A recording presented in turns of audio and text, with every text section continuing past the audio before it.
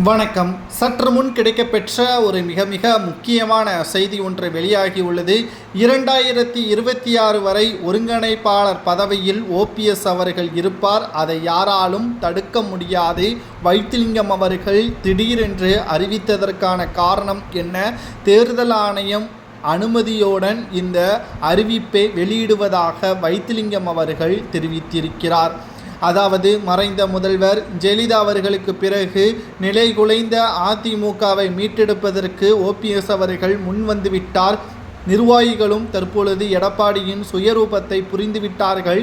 எடப்பாடி பின்னால் இருந்த முன்னாள் அமைச்சர்களும் மூத்த நிர்வாகிகளும் தனது கட்டுப்பாட்டில் அதிமுக வர வேண்டும் என்ற ஆசையும் வந்துவிட்டது. இதனால் மதுரை, திருநெல்வேலி போன்ற கும்பகோணம் மாவட்டங்களில் மாவட்ட செயலாளர்கள் தனது கட்டுப்பாட்டிலான ஆட்சி இருக்க வேண்டும் என்று நினைத்துவிட்டார்கள். இனியும் அதிமுக ஒன்றிணைவது கடினம். எடப்பாடி பொதுச்செயலாளர் பதவியிலிருந்து விலக வேண்டும். அவரது பதவியே தொண்டர்களால் ஒற்றுமையாக இணைந்து எடப்பாடி பதவியே பறிக்க வேண்டும்.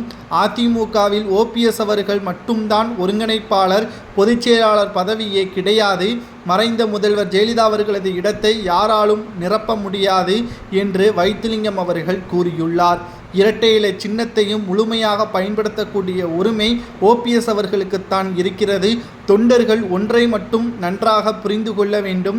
எடப்பாடி பின்னால் சென்ற முன்னாள் அமைச்சர்கள் பணம் கொடுக்க ஆதரவு தெரிவித்தார்கள். எடப்பாடியால் கொடுக்க முடியாத சூழல் ஏற்படும் பொழுதும், மக்களிடம் ஆதரவு இல்லாத போதும் தனது சுயரூபத்தை காட்டிவிட்டார்கள் முன்னாள் அமைச்சர்கள். தற்பொழுது வரை அதிமுக ஒரு இடங்களில் கூட வெற்றியடையவில்லை. ஓட்டு சதவீதமும் குறைந்துவிட்டது. புதிய உறுப்பினர்களும் இணைக்க முடியாமல் தவித்து வருகிறது. 2026 சட்டமன்ற தேர்தலை எப்படி தனித்து போட்டியிட முடியும்? கூட்டணிக்கும் யாரும் முன்வரவில்லை. அதிமுகவின் 2.5 கோடி தொண்டர்கள் தற்பொழுது 20% குறைந்து விட்டார்கள். அதிமுகவை மீட்டெடுப்பதற்கான பயணத்தை ஓபிஎஸ் அவர்கள் தொடங்கிவிட்டார். தேர்தலுக்கு முன்பாகவே அதிமுகவை ஒன்றிணைப்பார். எடப்பாடியையும் அதிமுகவிற்கு துரோகம் செய்தவர்களையும் கட்சியிலிருந்து நீக்குவார் என்று வைத்திலிங்கம் அவர்கள் கூறியுள்ளார். 2026 வரை எப்படி ஒருங்கிணைப்பாளர் என்று கேட்கும் பொழுது, அவர் பதவி பிரமாணம் எடுத்தது அதிமுக அலுவலகத்தில் உள்ள நிர்வாகிகளது ஒப்புதலுடன் தேர்தல் ஆணையத்திற்கு அனுப்பி வைக்கப்பட்டுள்ளது.